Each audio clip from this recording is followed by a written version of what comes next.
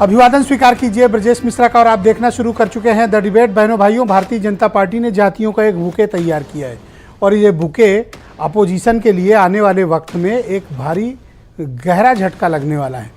Opposition जिस जातिगत जनगणना की चाल को आगे बढ़ा रहा है, भारतीय जनता पार्टी ने उसे ट्रैक करना शुरू कर दिया है।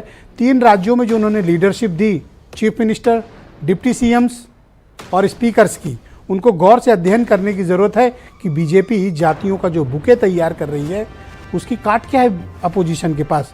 आज की चर्चा इसी विषय पर।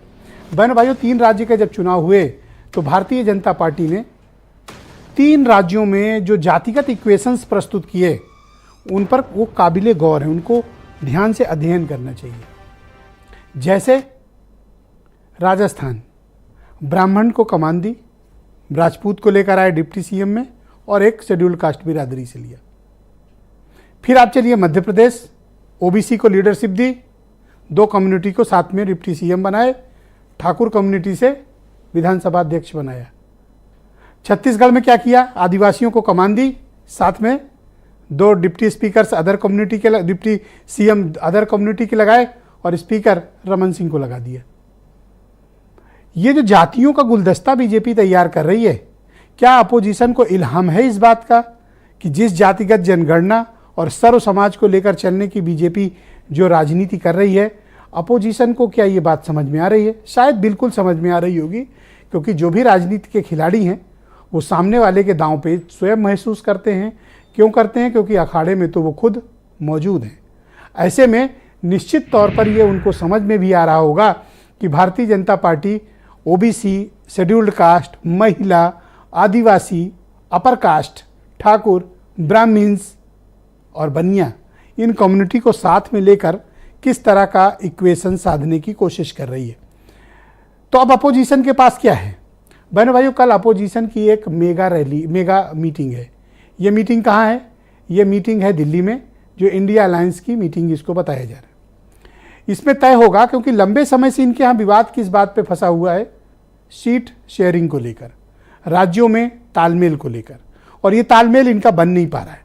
शायद यही कारण है कि भारतीय जनता पार्टी से इनको मुकाबिल होने में काफ़ी परेशानी महसूस हो रही है। ये जो जातिगत जनगणना की बात बिहार, उत्तर प्रदेश और अन्य हिंदी भाषी राज्यों में ये मुद्दा हावी करने की कोशिश की अपोजिशन ने, यह मुद्दा चला, लेकिन यह मुद्दा बहुमत का मुद्दा नहीं बना। ओपीएस का मुद्दा उठा, लेकिन यह मुद्दा चला नहीं। आरक्षण का मुद्दा उठा, चला, लेकिन बहुमत नहीं मिला। बहुमत किसको मिला? इस धारा के विपरीत धारा को। तो क्या विपक्ष इन हार के बाद अपनी गलतियों से सीखने को तैयार है? क्या वो कोई सबक लेना चाहता है इससे? और अपनी रणनीति और अपनी तैयारी को क्या नए सिरे तक पहुंचाने की कोई योजना विपक्ष के पास है?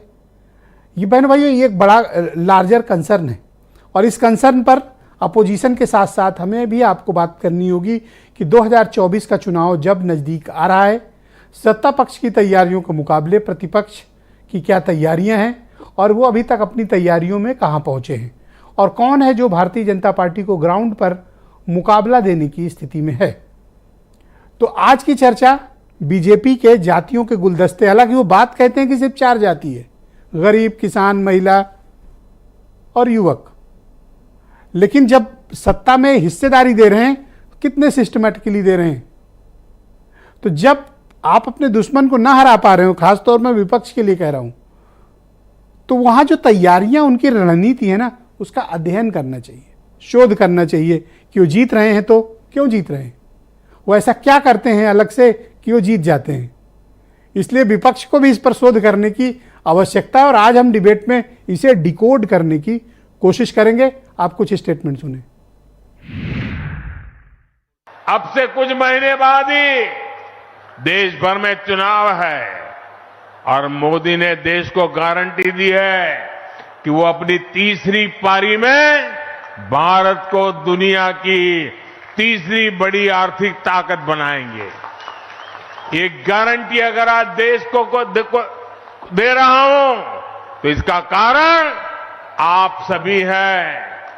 आज हम सब देशवासी एक नए भारत का दर्शन कर रहे हैं। एक ऐसा भारत जिस पर 140 करोड़ का भारतवासी गौरव की अनुभूति कर रहा है, जिसका दुनिया में सम्मान बढ़ा है, जिसने देश के अंदर आधुनिकतम वर्ल्ड क्लास इंफ्रास्ट्रक्चर को अपनी आंखों से देख रहा है। दुनिया के जितने भी विकसित देश हैं वहाँ बैलेट से वोटिंग पड़ रही है, और अमेरिका जैसा देश जो सबसे ताकतवर है वो महीनों वोट डालता है। तो अगर भारत को विकसित देश बनाना है तो कम से कम बैलेट वाली नकल विकसित देशों की जरूर करेंगे। बीजेपी की जो सरकार बनी है ये झूठी बात कर कर लोगों को झूठे ख्वाब दिखाकर उन्होंने कहा कि 450 का सिलेंडर राजस्थान को देंगे। वादा किया 450 का सिलेंडर, 500 रुपए का सिलेंडर देंगे छत्तीसगढ़ को। ये पूरा कर पाएंगे? अगर आप राजस्थान को 450 का देंगे तो यूपी को कब देंगे? तो भाइयों आज मेरे साथ इस परिचर्चा में हीरो वाजपेयी हैं, भारतीय जनता पार्टी के प्रवक्ता, आसिम वकार MIM से हैं, सुनील साजन समाजवादी पार्टी से हैं, प्रदीप सिंह कांग्रेस से हैं, रोहित अग्रवाल राष्ट्रीय लोकदल से हैं, अमित कुशवाहा जाने माने पॉलिटिकल एनालिस्ट हैं, और वीरेंद्र सिंह जी हमारे स्टेट हेड। आप सभी का स्वागत और धन्यवाद आप सभी का इस कार्यक्रम का हिस्सा बनने के लिए।